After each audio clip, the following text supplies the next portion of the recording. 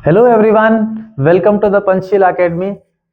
तो प्यारे बच्चों, हम आ गए हैं काइनेटिक थ्योरी ऑफ गैसेस के नेक्स्ट लेक्चर पर, जहां हम लोग डिस्कस करने जा रहे हैं डिग्री ऑफ फ्रीडम के बारे में। फिर हम बात करेंगे law of equipartition of energy के बारे में। देन फाइनली हम स्पेसिफिक हीट को फाइंड करेंगे, मीन्स सीपी और सीवी। ओके, तो ये सारी कैलकुलेशन आज के लेक्चर में हम लोग करने जा रहे हैं। तो पूरे लेक्चर को अच्छे से वॉच करें, आप कॉपी पेन नोट निकाल लें और हर टॉपिक को आप अच्छे से नोट करते चले जाएं। ठीक है, तो चलिए शुरू करते हैं आज के अगले लेक्चर को। सबसे पहले हम बात करते हैं डिग्री ऑफ फ्रीडम पर।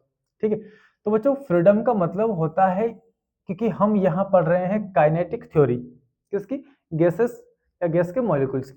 अब इनके अंदर कंटिन्यूसली क्या करते हैं, रैंडम मोशन करते हैं। तो मोशन है तो काइनेटिक एनर्जी है। तो हर मॉलिक्यूल को यहाँ पर मोशन करने की कितनी फ्रीडम है, कितनी आज़ादी है, कितनी डायरेक्शंस में वो चल सकते हैं या कितनी तरह के वो मोशन कर सकते हैं। तो जितने तरह के वो मोशन कर सकते हैं वही उनकी कहलाएगी डिग्री ऑफ फ्रीडम। ठीक है ना। जैसे एक मॉलिक्यूल की अगर हम बात करें तो इस मॉलिक्यूल को हम देखें तो ये एक्स में जा सकता है, ये वाई में भी जा सकता है और ये मॉलिक्यूल हमारा जेड डायरेक्शन में भी चल सकता है। तो एक मॉलिक्यूल अगर सिंगल मॉलिक्यूल है तो इसको हम बोलते हैं मोनो एटॉमिक। ओके, कोई गैस है हमारे पास जो मोनो एटॉमिक वाली गैस है। अब ये मोनो एटॉमिक गैस एक्स में जा रहा है, वाई में जा रहा है और साथ ही जेड में भी जा रहा है। तो ये तीन तरह की यहाँ पर मोशन कर सकता है। ठीक है, तो इसके पास डिग्री ऑफ जो फ्रीडम हो जाएगी वो हो जाएगी कितनी, 3 हो जाएगी। अब हम बोल रहे हैं कि कितने तरह के मोशन कर सकता है। तो बच्चों आपने मोशन के बारे में स्टडी किया है। ये मोशन जो हमारे हैं ये ट्रांसलेटरी मोशन हो सकते हैं, रोटेटरी मोशन हो सकते हैं या ऑसिलेटरी मोशन भी हो सकते हैं। तो जितने तरह के वो मोशन को कर सकता है उतने तरह की उसके पास डिग्री ऑफ फ्रीडम हमको मिलेगी। ठीक है, तो यहां पर हम बात कर रहे थे मोनो एटॉमिक गैस की। एक्स, वाई और जेड तीनों डायरेक्शन में क्या कर सकता है, ये चल सकता है। तो यही इसकी डिग्री ऑफ फ्रीडम तय करेगा। अब कुछ गैसेस आपके पास ऐसी भी होगी जिनके पास डायटोमिक मॉलिक्यूल्स होंगे या डायटोमिक गैसेस होगी। अब इसके पास कितने एटम है, 2 एटम है। ओके, और इन दोनों को अपने बीच एक डिस्टेंस को मेंटेन करना पड़ता है ना।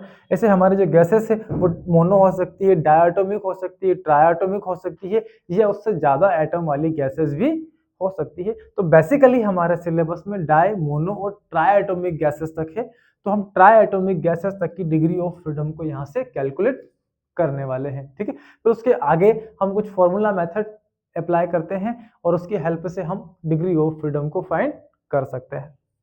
तो चलिए, तो यहाँ अपने पास फिलहाल क्या है, एक मोनो एटॉमिक गैस है। हम सिंगल एटम की बात कर रहे थे, एक सिंगल मॉलिक्यूल की बात कर रहे थे। तो उसके पास तो 3 डिग्री ऑफ फ्रीडम हो गई थी।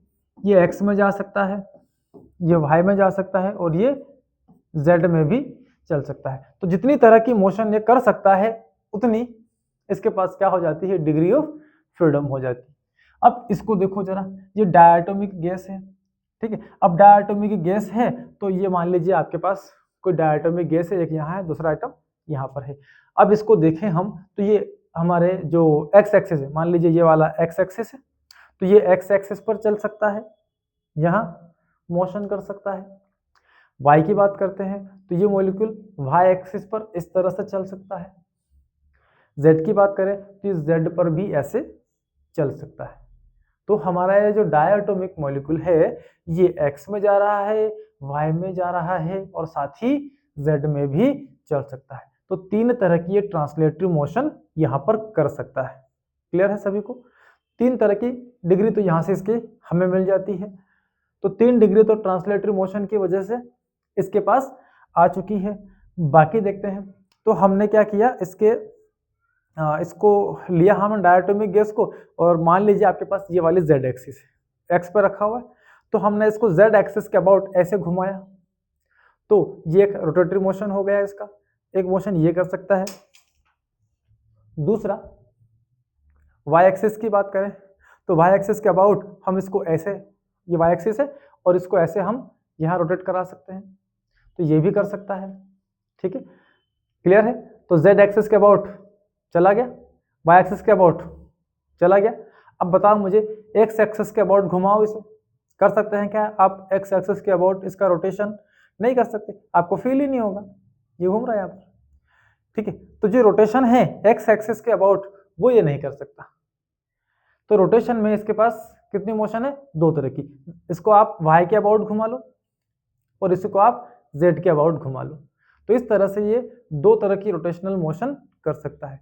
तीन ट्रांसलेटरी मोशन, ये वाली, ठीक है, ये वाली तीन ट्रांसलेटरी मोशन हो गई इसके पास, और दो क्या हो गई इसके पास? Rotatory motion. तो दो रोटेटरी मोशन, तीन ट्रांसलेटरी मोशन। तो इस तरह से हमारे इस डायटोमिक मॉलिक्यूल के पास हो जाती है 5 डिग्री ऑफ फ्रीडम। कितनी डिग्री ऑफ फ्रीडम है इसके पास? 5 डिग्री ऑफ फ्रीडम ये हमको इस डायटोमिक गैस के लिए मिलती है। ओके, चलिए, ये तो हो गई हमारी मोशन के बेसिस पर। दूसरी कंडीशन में हम लेते हैं डिग्री ऑफ फ्रीडम के लिए, और उसमें हम देखते हैं कि मान लो अगर आपको मैं एक मॉलिक्यूल दे दूं और ये बोल दूं कि बताइए आप इस मॉलिक्यूल की लोकेशन क्या होगी, इसका पोजीशन क्या होगा। ऐसे ये हमारा एक्स एक्सिस है, ये वाई एक्सिस है, और ये हाइट क्या हो गई? जेड एक्सिस है। तो एक्स वाई और जेड एक्सिस में मैंने क्या किया है, इस मॉलिक्यूल को यहाँ हवा में ऐसे रखा हुआ है। तो क्या आप इसकी पोजीशन बता सकते हैं? कर सकते हैं आप? बिल्कुल कर सकते हैं। क्या जरूरत पड़ती है किसी ऑब्जेक्ट की पोजीशन को रिप्रेजेंट करने के लिए? तो बेसिकली किसी भी ऑब्जेक्ट की पोजीशन अगर आपको रिप्रेजेंट करनी हो तो हमको जरूरत पड़ती है उसके कोऑर्डिनेट की। हम बोलते हैं हमारा मॉलिक्यूल यहाँ पर है, तो हम देखते हैं ओरिजिन से चलना शुरू करते हैं, एक्स एक्सिस में चलते हैं 1 2 3। ठीक है, क्या मॉलिक्यूल मिला? नहीं। फिर वाई में चलना पड़ेगा, 3 1 2 3 4। 3x पर 4 कहाँ पहुंचे आप? y पर। क्या मॉलिक्यूल मिला? नहीं। फिर z में चलते हैं, 1 2 मिल गया।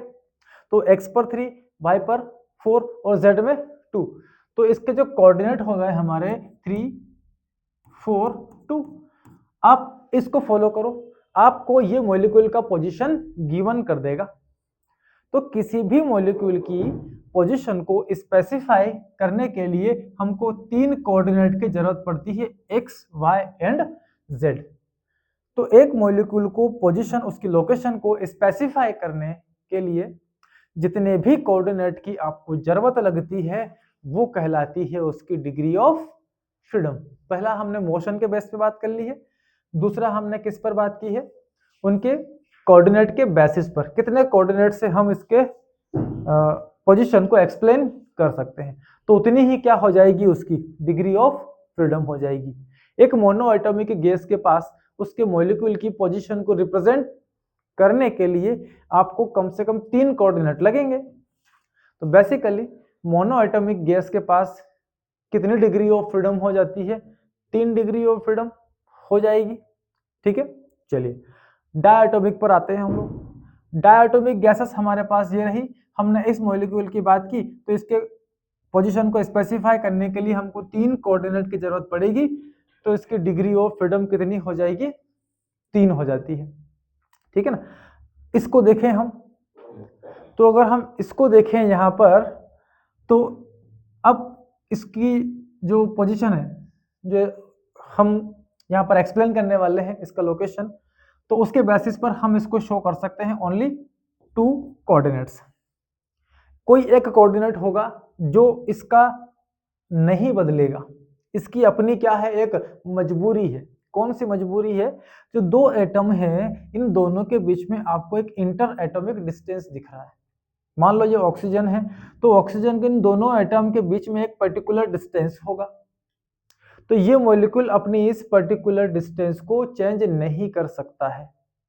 तो इसके पास इसकी पोजीशन को रिप्रेजेंट करने के लिए है तो 3 कोऑर्डिनेट, लेकिन उनमें से हम 2 को ही स्पेसिफाई कर सकते हैं। इसको ये वाला डिस्टेंस तो मेंटेन करना पड़ेगा। जैसे कि इस मॉलिक्यूल को हम एक्स वाई जेड कहीं भी ले जाएं, क्योंकि ये हमने यहाँ पर ओरिजिन लिया है, ओरिजिन की डिग्री ऑफ जो फ्रीडम है वो तो कितनी रहेगी आपकी? 3 ही रहेगी। जहां से अगर आपने यहाँ से शुरू किया है तो इसकी डिग्री ऑफ फ्रीडम कितनी रहेगी? 3 रहेगी, क्योंकि हम इसको एक्स वाई जेड कहीं भी ले जा सकते हैं, ठीक है। और इसकी पोजीशन शो करने के लिए हमको कम से कम 3 कोऑर्डिनेट लगेंगे। तो ये तो 3 हो गया, ये आपका ओरिजिन इस समय हो गया। तो इसके पास डिग्री ऑफ फ्रीडम है कितनी, 3। लेकिन इस मॉलिक्यूल के पास अगर हम बात करें तो अगर मान लो यहां से पकड़ा हमने इसको, तो इसको ऐसे वाई में चला सकते हैं, ठीक है। इसको हम ऐसे जेड में चला सकते हैं। क्या आप इसका ये एक्स चेंज कर सकते हैं? नहीं कर सकते। क्लियर है। हम इस मॉलिक्यूल को, ये मान लीजिए डायोटोमिक मॉलिक्यूल है, इसको हम वाई में ऐसे चला सकते हैं, जेड में चला सकते हैं, लेकिन क्या आप इसे एक्स में चला सकते हैं? नहीं चला सकते, क्योंकि ये जो डिस्टेंस है इस मॉलिक्यूल को, इस मजबूरी है इसके साथ मेंटेन करके रखना पड़ेगा। तो ऐसे कुछ सिचुएशंस, कंडीशंस जिनकी परमिशन हमारे मॉलिक्यूल के पास नहीं है, ये कोऑर्डिनेट वो नहीं चेंज कर सकता है, ऐसे रिलेशन को हम बोलते हैं इंडिपेंडेंट रिलेशन। क्या कहलाते हैं? Independent relation. तो इसके पास यहाँ एक इंडिपेंडेंट रिलेशन है कि इसको ये अपनी डिस्टेंस को मेंटेन करके रखना ही पड़ेगा, ये अपनी इस डिस्टेंस को चेंज नहीं कर सकते। तो ये इसके पास एक रेस्ट्रिक्शन है। ओके, तो इसके पास 3 डिग्री थी, इसके पास भी 3 थी, टोटल होना चाहिए थी 6 डिग्री ऑफ फ्रीडम। लेकिन इसको अपने एक कोऑर्डिनेट को बदलने की परमिशन नहीं है, इसीलिए उसे आपको माइनस करना पड़ेगा। तो 6 डिग्री ऑफ फ्रीडम में से हमने क्या कर दिया, एक को माइनस कर दिया। तो जो नेट डिग्री ऑफ फ्रीडम हमको मिली इसकी, वो मिलेगी कितनी, 5। तो डाई एटॉमिक गैस के पास डिग्री ऑफ फ्रीडम जो यहाँ पर मिल रही है आपको, वो है 5। क्लियर है, ठीक है। तो ऐसा आप हर गैसेस के लिए डिग्री ऑफ फ्रीडम फाइंड कर सकते हैं। तो हम देखते हैं कि हर एक मॉलिक्यूल की पोजीशन को रिप्रेजेंट करने के लिए कम से कम आपको 3 कोऑर्डिनेट की जरूरत तो लगेगी। अब बाकी हम तय करेंगे नंबर ऑफ एटम के बेसिस पर। एक एटम की पोजीशन के लिए 3 कोऑर्डिनेट की जरूरत लग रही है। आपके पास अगर किसी गैस में n एटम्स हो तो एक के लिए 3, तो n एटम्स के लिए क्या करेंगे, 3 इंटू n, ठीक है। अब देखिए, अगर आपके पास n एटम वाली कोई गैस है तो इस तरह से ये अपने कुछ रिलेशन को मेंटेन करेगा, जिसका इसके पास क्या होगा, रेस्ट्रिक्शन, और ये डिस्टेंस, ये पोजीशन चेंज वो नहीं कर सकता है। तो मजबूरी में हमको इस रिलेशन को इसमें से माइनस करना पड़ेगा। ओके, तो यहाँ जो इंडिपेंडेंट रिलेशन है इसको हमने क्या कर दिया, माइनस कर दिया। तो इस तरह से जो इन तीनों का रिजल्ट हमको मिलेगा, वो रिजल्ट हमारा होगा डिग्री ऑफ फ्रीडम। किसी गैस की डिग्री ऑफ फ्रीडम फाइंड करने के लिए हमारे पास एक फॉर्मूला आ जाता है 3n माइनस r। n यहाँ पर नंबर ऑफ एटम्स है, ये कौन है, नंबर ऑफ एटम्स, और r यहाँ पर क्या है, इंडिपेंडेंट रिलेशन।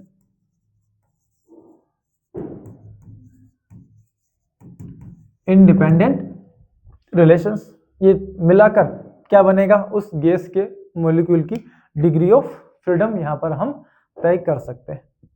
तो हमने 2 तरह की डेफिनेशन यहाँ आपके सामने रखी हुई है। पहला तो ये, the number of motion which can be performed by atom of one molecule. किसी गैस का एक मॉलिक्यूल कितनी तरह की मोशन को परफॉर्म कर सकता है, is called degree of freedom. ठीक है, कितने तरह की मोशन वो परफॉर्म कर रहा है, वही उसकी डिग्री ऑफ फ्रीडम है। अगला, दिस मोशन में भी, ये ट्रांसलेटरी हो सकती है, रोटेटरी मोशन हो सकती है, या ये ऑसिलेटरी मोशन, मोशन किसी भी तरह की हो, कितनी तरह की मोशन को ये परफॉर्म कर रहा है वही तय करेगा कितनी डिग्री ऑफ फ्रीडम मिलेगी। दूसरा, the number of coordinate required to specify, किसकी बात चल रही है, कोऑर्डिनेट की, किसके लिए, स्पेसिफाई करने के लिए, क्या, लोकेशन। तो किसी मॉलिक्यूल की लोकेशन को स्पेसिफाई करने के लिए आपको कितने कोऑर्डिनेट की जरूरत लग रही है, एक एटम के मॉलिक्यूल की in space is equal to its degree of freedom. Okay, तो जितने कोऑर्डिनेट लोकेशन को स्पेसिफाई करने के लिए हमें लगते हैं, वही उसकी क्या हो जाती है, डिग्री ऑफ फ्रीडम हो जाती है। क्लियर है, दोनों डेफिनेशन अच्छे से आप लोगों को क्लियर है। कई बार डिग्री ऑफ फ्रीडम की डेफिनेशंस वगैरह भी आपसे पूछ सकते हैं क्या होती है। चलिए, इंडिपेंडेंट रिलेशन की हम बात कर रहे थे अभी। इंडिपेंडेंट रिलेशन क्या चीज है? तो हमने बोला due to inter atomic spacing, हर गैस के एटम्स के बीच में कुछ ना कुछ इंटर एटॉमिक स्पेस होता है, and no motion around axis, और उस एक्सिस के अबाउट वो कोई भी मोशन नहीं कर सकता।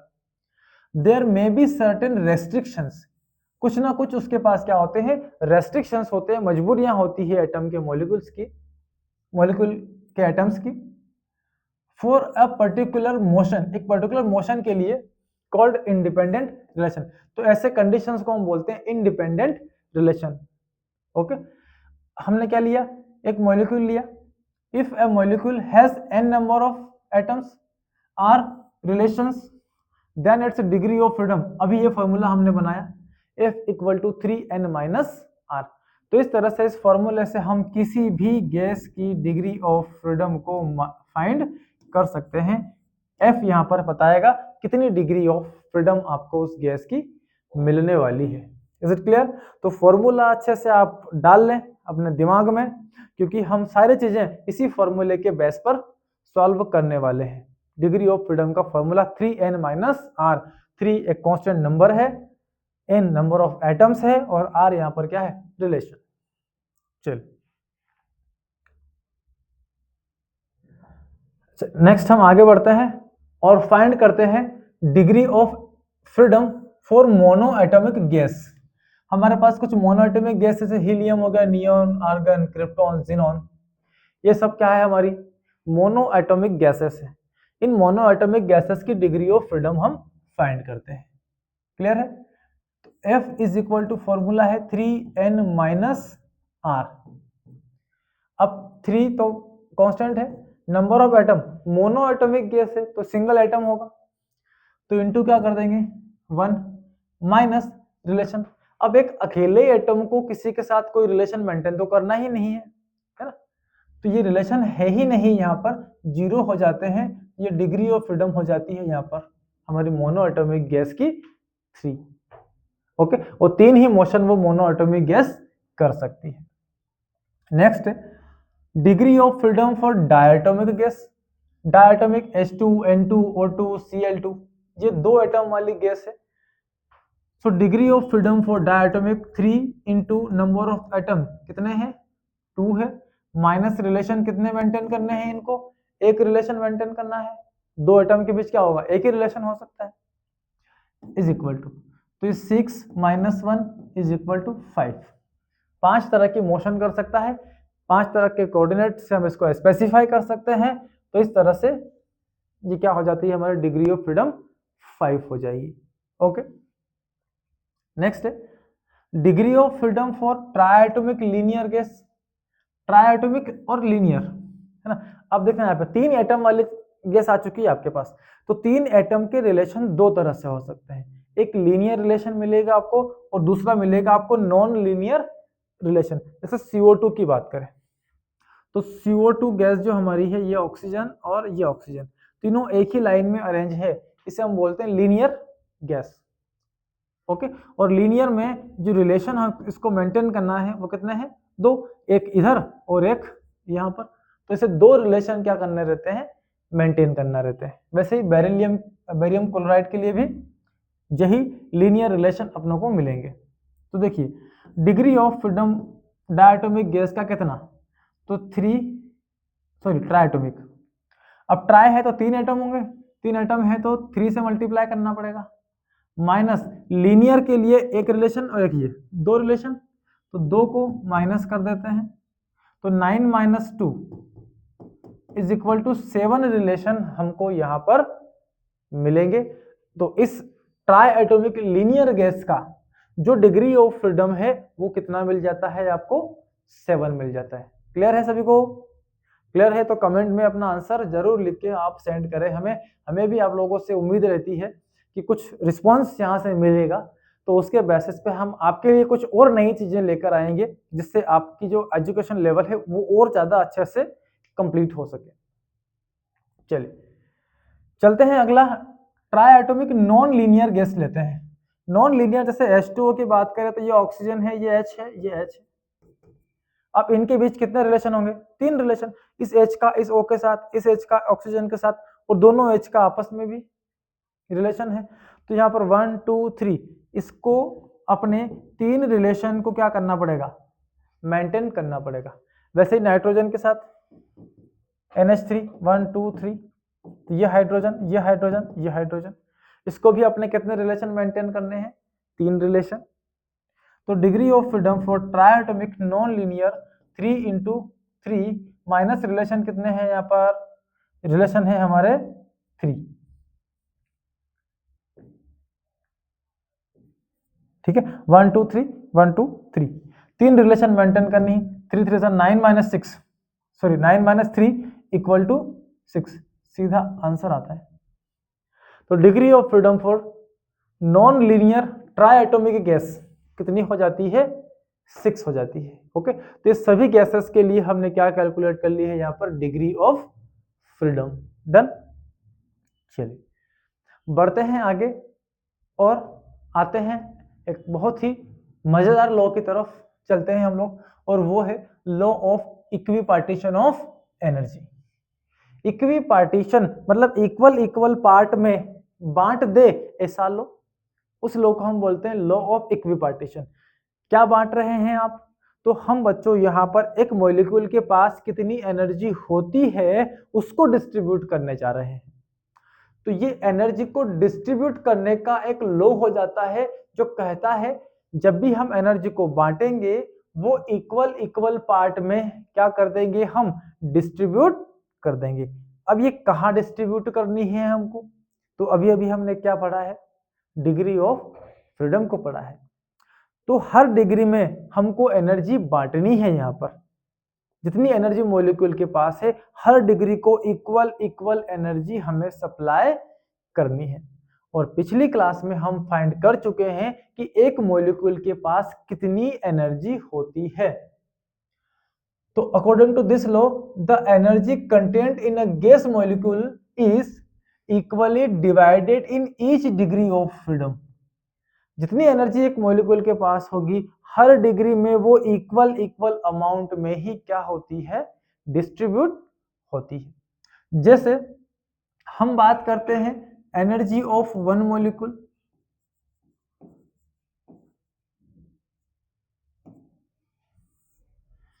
Energy of one molecule. तो एनर्जी ऑफ वन मॉलिक्यूल, एक मॉलिक्यूल के पास जो एनर्जी है वो है 3/2 kT। पिछली क्लास में आप पढ़ चुके हैं इसे। के यहाँ पर बोल्ट्जमैन कांस्टेंट है जिसकी वैल्यू भी आपको मालूम है 1.38 10⁻23 जूल पर केल्विन, और टी यहाँ पर एब्सोल्यूट टेम्परेचर है, means temperature in kelvin. Okay, अब देखिए हम बात कर रहे हैं एक डिग्री में कितनी एनर्जी जाएगी। तो मॉलिक्यूल के पास टोटल एनर्जी कितनी है? 3/2 kT है। So energy in each degree, energy in each degree, total energy को डिवाइड कर लो आप। ठीक है, ये हम बात करते हैं for mono atomic. Di tri होगी तो उनके लिए सिमिलर फॉर्मूला हम लगा देंगे। मोनो एटॉमिक गैस है तो इसके पास तो डिग्री ऑफ फ्रीडम कितनी है? 3। इसको तीनों पार्ट में इक्वल इक्वल बांट लो। 3 से 3 कट कर दिया तो यहाँ पर डिग्री ऑफ फ्रीडम एक डिग्री में जो एनर्जी आपको मिली है वो है 1/2 kT। टोटल थी 3/2 kT। तो 3 डिग्री ऑफ फ्रीडम है मोनो एटॉमिक गैस के पास। तो हाफ हाफ क्या कर दी? तीनों डिग्री में हमने इक्वल इक्वल बांट दी है। इसी को बोला गया है law of equipartition of energy. Her degree को उतनी ही एनर्जी मिलेगी जितनी की उसके हिस्से में आई है, और वो सेम मिलेगी हर एक डिग्री के लिए। क्लियर है सभी को? ठीक है, तो जब भी डिग्री ऑफ फ्रीडम हमको, सॉरी, जब भी हम एक डिग्री की एनर्जी फाइंड करेंगे तो जितनी डिग्री ऑफ फ्रीडम है आप 1/2 kT से मल्टीप्लाई कर लो। डाई होगा तो 5 डिग्री ऑफ फ्रीडम है तो 5 × 1/2 kT हो जाएगा। ठीक है, ट्राई एटॉमिक लीनियर होगा तो 7 डिग्री ऑफ फ्रीडम होती है तो 7 × 1/2 kT हो जाएगा। ऐसे ही ट्राई एटॉमिक नॉन लीनियर के लिए 6 × 1/2 kT हमको मिल जाता है। ओके, ये सारी क्या हो गई हमारी एनर्जी हो जाती है। क्लियर? चलिए नेक्स्ट आगे बढ़ते हैं, हम कुछ स्पेसिफिक हीट और निकाल लेते हैं। स्पेसिफिक हीट आपने पढ़ा है दो तरह की होती है, एक सीवी होती है और एक सीपी होती है। डन? तो इसके लिए हम जा रहे हैं फर्स्ट लॉ ऑफ थर्मोडायनेमिक्स पर। First law of thermodynamics.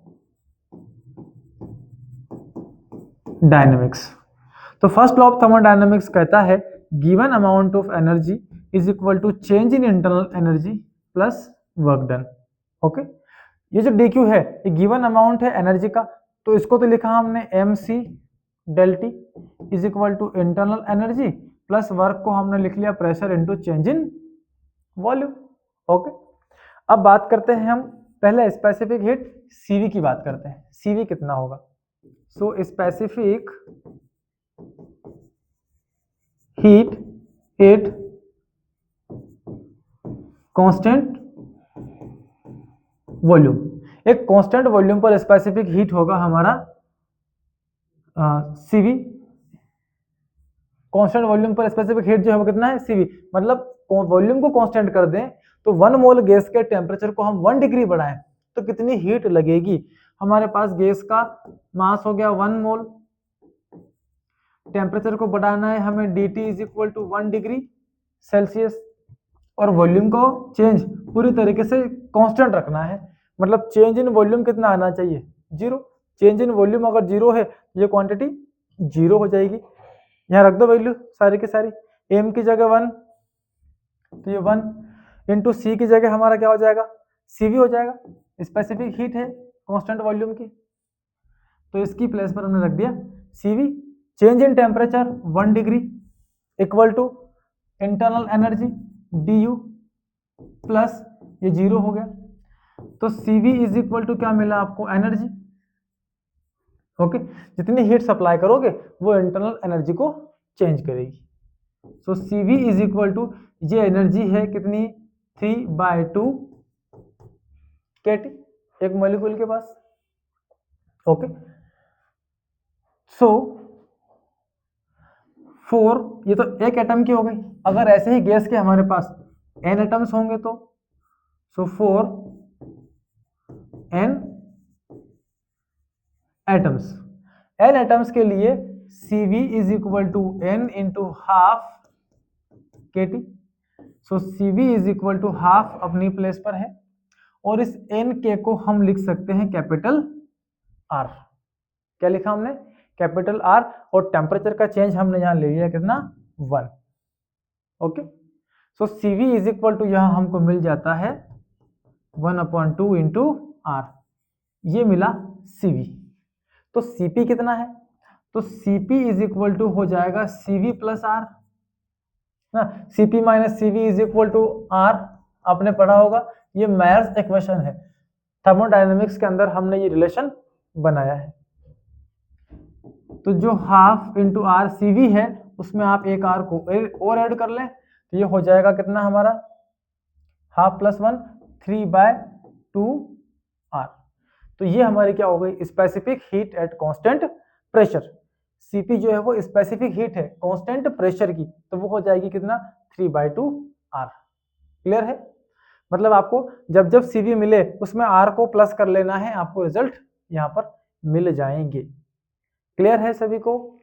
चलो, तो ये अगर क्लियर है तो इसका छोटा सा हम एक ग्राफ बनाते हैं जिसमें cp cv और आगे इसका एक रेशियो हमको मिलेगा, उसको हम बोलते हैं गामा। cp और cv का जो रेशियो है ये हमको एक कांस्टेंट नंबर गिवन करेगा, इस कांस्टेंट नंबर को हम कहते हैं गामा। क्लियर? चलिए, तो ये एक छोटा सा ग्राफ बनाया है हम लोगों ने। तो यहां देखिए, सबसे पहला हम बात कर रहे हैं गैस के नेचर पर। Monoatomic gas, diatomic gas, triatomic, linear और नॉन लीनियर, ये गैसेस हमने ली है। फिर अगले कॉलम में हमने ली है इनकी डिग्री ऑफ फ्रीडम। मोनोएटॉमिक की 3 है, इसकी 5 है, ट्राइएटॉमिक लीनियर के लिए 7 और नॉन लीनियर के लिए कितनी है? 6 डिग्री ऑफ फ्रीडम है। Mean energy of one molecule, एक मॉलिक्यूल की मीन एनर्जी कितनी होगी? 1 डिग्री में हाफ होती है, 3 डिग्री है इसके पास, तो ये हो जाएगी 3/2 kT।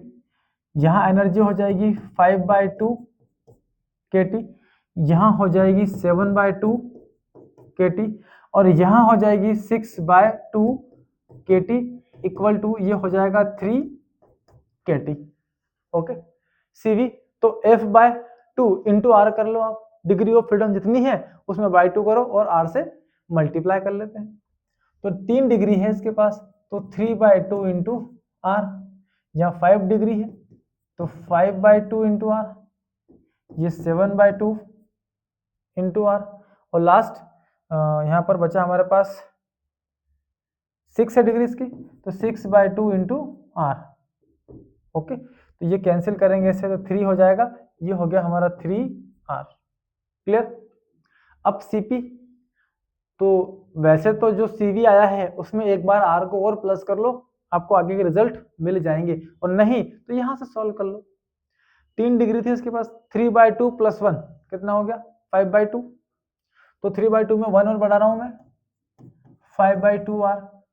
5/2 में बढ़ाए हमने तो ये हो गया 7/2R, इसमें 1 बढ़ाया तो ये 9/2R, और यहाँ 1 बढ़ाएंगे तो ये हो जाएगा 4R। ठीक है, अब निकालते हैं गामा। तो गामा इज इक्वल टू, या तो आप CP/CV कर लें या 2 + F/F कर सकते हैं, ये भी हमारा फॉर्मूला यहाँ से मिल जाएगा। ठीक है, चलिए तो CP/CV करके देखें हम, तो CP हमारे पास ये 5/2 है, और डिवाइड करूंगा मैं किसको, CV को 3/2।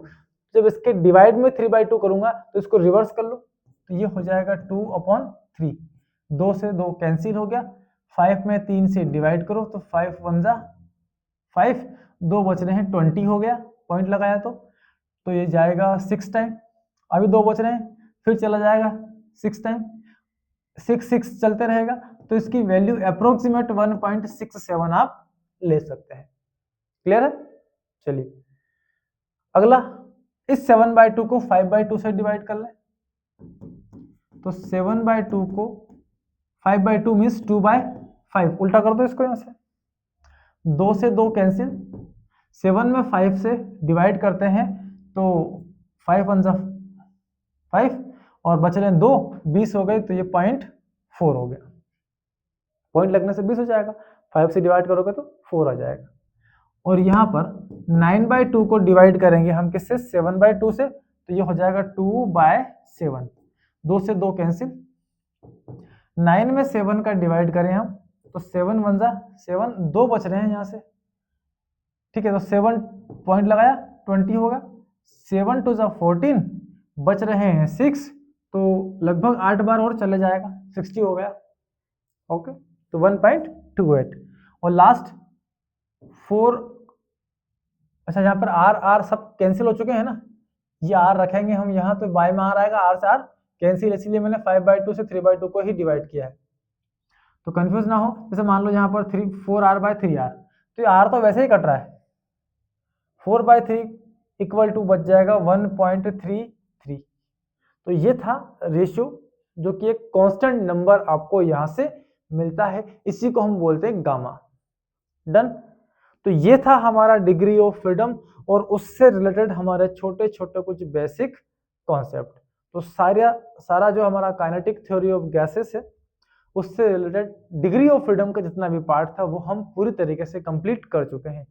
फिर भी अगर आपकी कोई डाउट या कोई प्रॉब्लम बचती है तो आप हमको कमेंट बॉक्स में लिख के सेंड जरूर कीजिएगा, हम उसके लिए एक नई लेक्चर तैयार करके आपको फिर से डिलीवर कर सकते हैं।